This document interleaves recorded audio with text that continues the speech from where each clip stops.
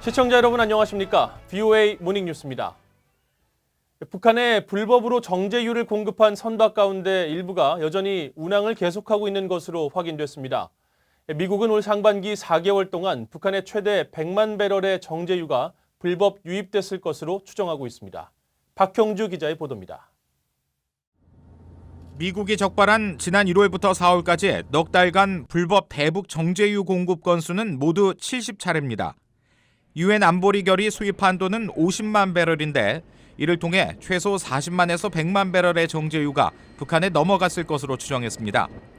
여기에 연루된 선박은 모두 21척으로 선박 추적 시스템 마린 트래픽을 통해 AIS, 즉 선박 위치 신호를 확인한 결과 이 중 5척의 움직임이 최근까지 포착됐습니다.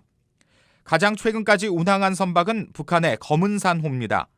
지난 16일 청진항을 출항한 뒤 다음날 함흥시 인근 해역에서 마지막 신호가 포착됐습니다.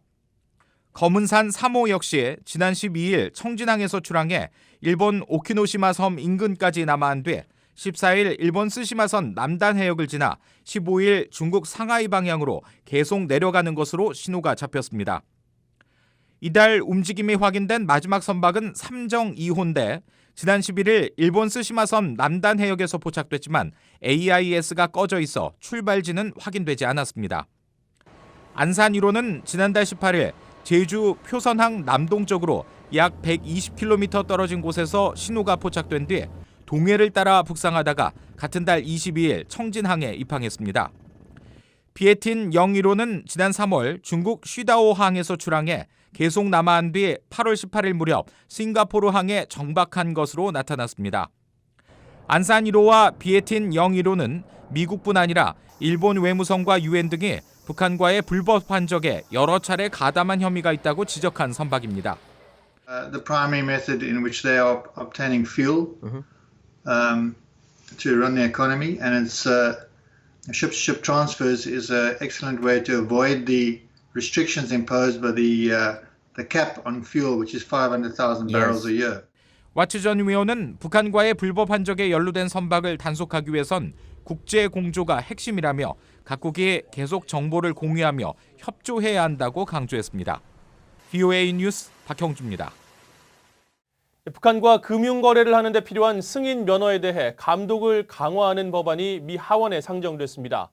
미국 또는 해외 금융기관을 통해 처리되는 거래가 북한의 각종 불법 활동을 조력하는지 감독을 강화하겠다는 겁니다. 이조은 기자의 보도입니다. 하원 금융위원회 소속의 덴버 리글맨 공화당 의원 27일 대북 은행 업무 감독 법안을 발의했습니다.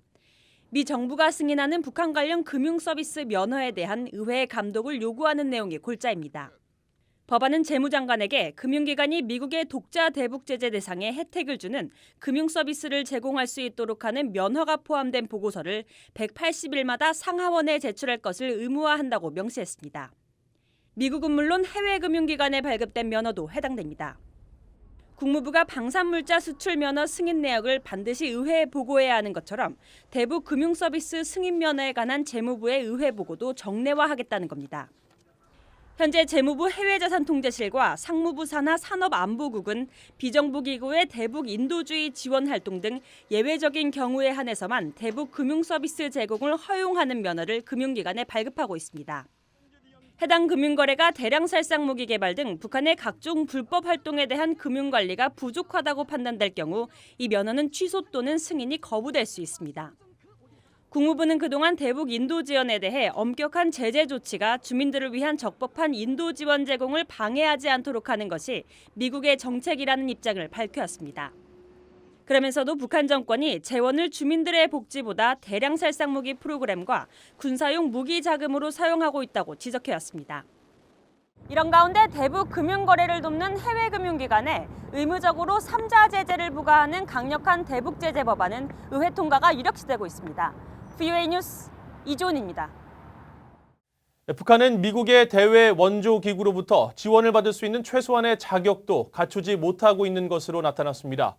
미 대외 원조 기구인 밀레니엄 챌린지 코퍼레이션 MCC는 대북 지원이 법으로 금지돼 있지만 객관적 지표 역시 자격 미달이라고 밝혔습니다. 오택성 기자가 보도합니다.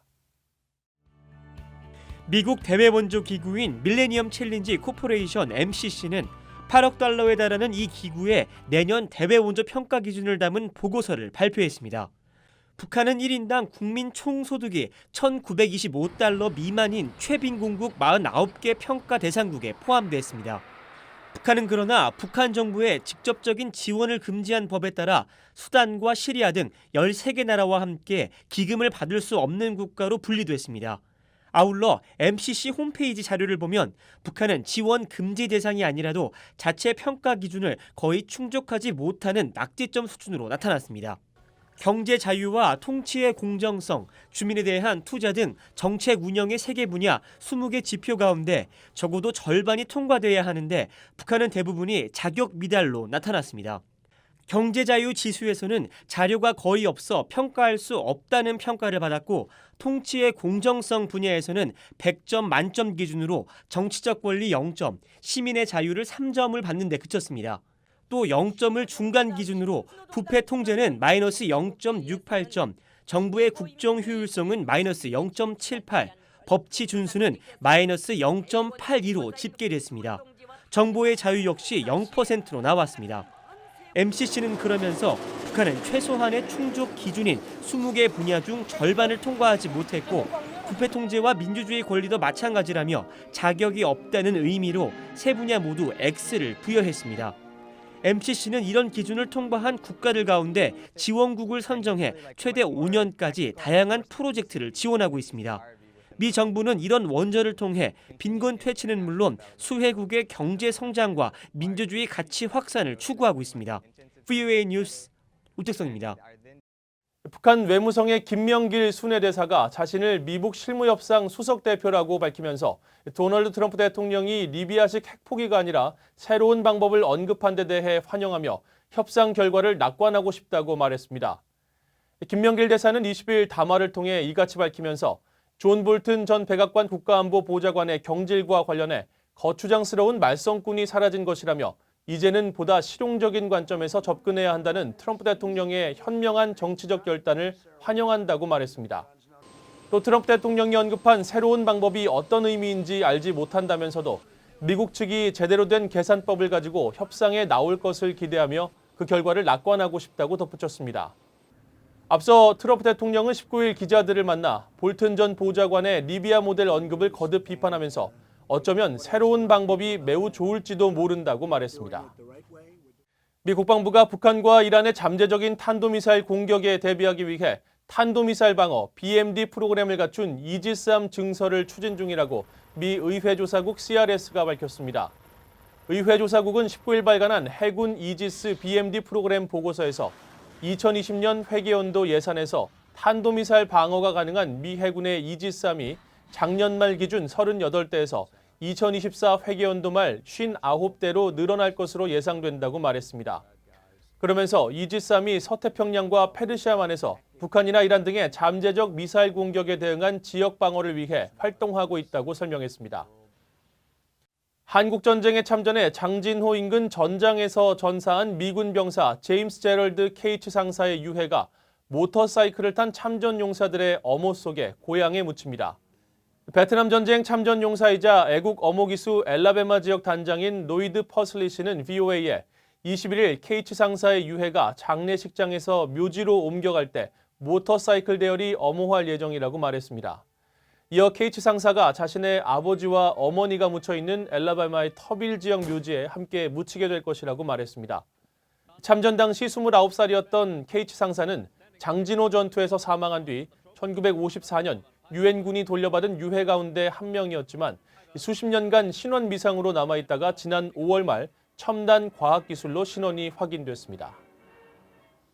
동해상에서 북한 선원들과 러시아 국경수비대 충돌이 벌어져 북한 선원 한 명이 부상을 입은 뒤 숨졌다고 러시아 당국이 밝혔습니다. 러시아 연방보안국 산하 국경수비대 연해주 지부 측은 20일 불법 조업 단속에 반발하며 저항하던 북한 선원들 가운데 6명이 다쳤으며 이들 가운데 1명이 구류시설로 옮긴 뒤 숨졌다고 밝혔다고 러시아 24와 인테르팍스 등 현지 매체들이 보도했습니다. 러시아 당국은 앞서 지난 17일 러시아 배타적 경제수역 EEG에 속하는 동해의 키토야마토 여울 해역에서 불법 조업을 하고 있는 북한 어선들을 단속해 선박과 선원 161명을 납포했으며 이 과정에서 북한 선원들이 강하게 저항하면서 일부 선원들이 다쳤고 국경수비대원 4명도 부상당했다고 밝혔습니다. 이상으로 VOA 모닝뉴스를 마칩니다. 시청해주신 여러분 고맙습니다.